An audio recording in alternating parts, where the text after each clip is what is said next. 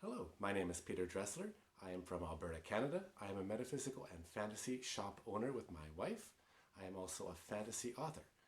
Today I'm going to read you a story I wrote a couple of years ago, and this one is kind of more like a meditation kind of thing as well.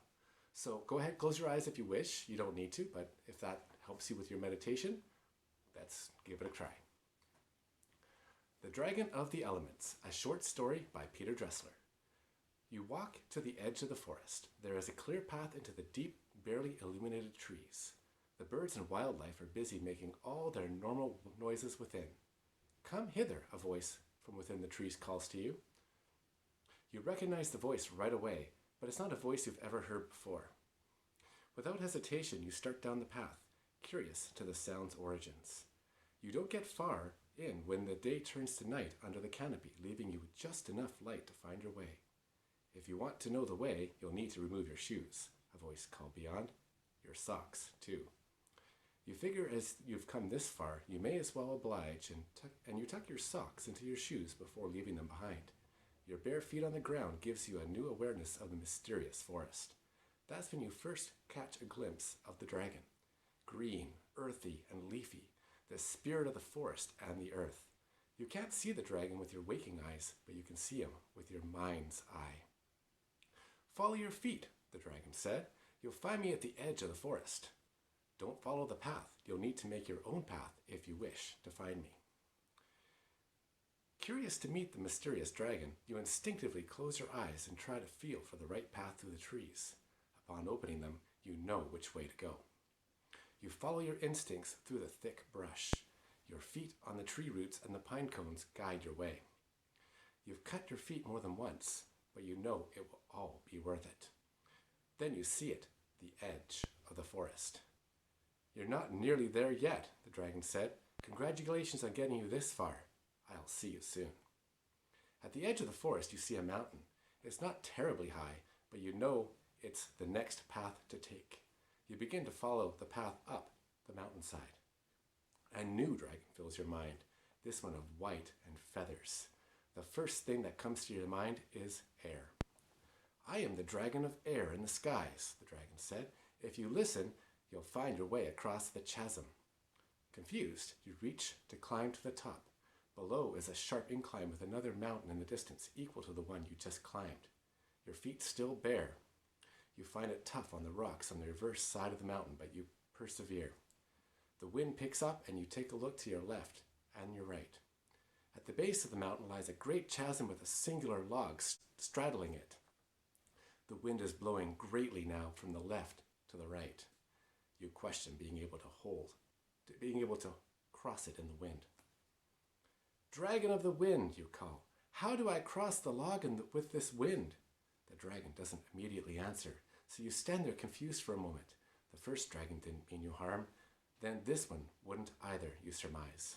You start to cross the log and the wind gushes once more and you nearly lose your footing on the chasm below. You've gone too far to turn back now.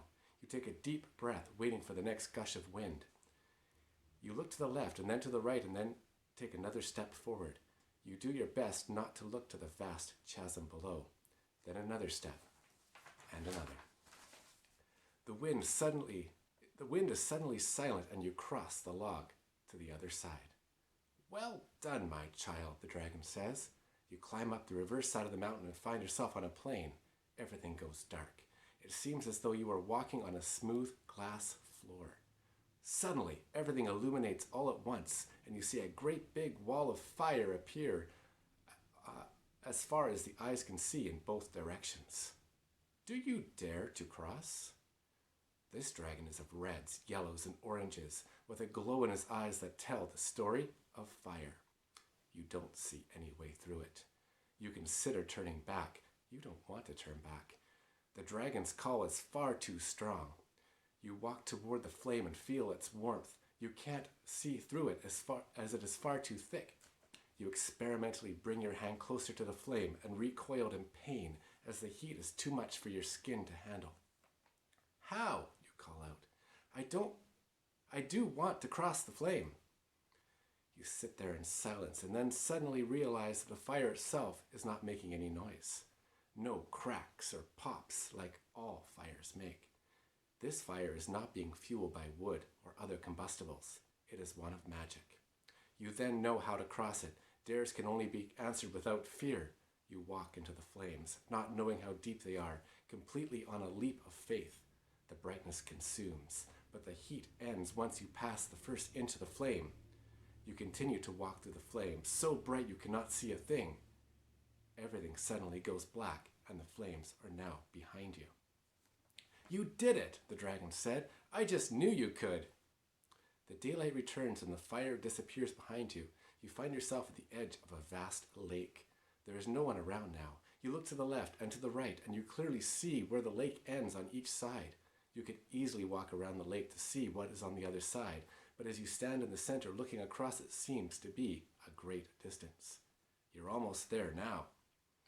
In your mind's eye, you see a blue dragon with fins and gills swimming at the bottom of the lake. At the reverse side of the lake is a cave obscured by tree branches. This is a test, isn't it? You say. By this point, you know you're not going to get your answer. If you walk around the lake, will the cave still be there? You certainly don't want to take that chance. You walk into the lake, ready to swim across it. Is it too far? You start to question your ability. I can do it, you say. You start to swim, making the straight path toward the cave on the other side. At first, you're pleased with your progress. You make it nearly 3/4 across, and you feel a cramp on your right side as you press on, knowing it will be easier to cross the lake now than turn back. The cramp plays its toll on you, and you suddenly find yourself gasping for air as you're no longer able to keep afloat. You start to fall beneath the lake. Help, you call in your mind. You feel something below begin to push you up to the surface, something scaly yet smooth. Within a moment, you find yourself back at the top of the water. You dare not look down as you feel that for some reason that would end the magic. You needed air more than you needed to see the dragon below. You catch your breath and you feel the dragon leaving you. Knowing now that you have a safety net, you continue on to the cave. Thank you, you call out to the lake dragon. Any time, the dragon said. You've arrived. You look toward the cave. It is dark inside. You know this is what the water dragon meant. As you enter the cave, the light corrects itself and you see the dragon in front of you. The dragon is amazingly beautiful, as it is as you've always seen a dragon. I am the dragon who's helped you along your journey, the dragon said. But those were the dragons of earth, air, fire, and water, you say. I am all of those, the dragon said, for I am the dragon of spirit. You gaze on their beauty, and you reach out to touch them. They lower their head and allow you to do so. The next moment you realize you've wrapped your arms around their head instinctively.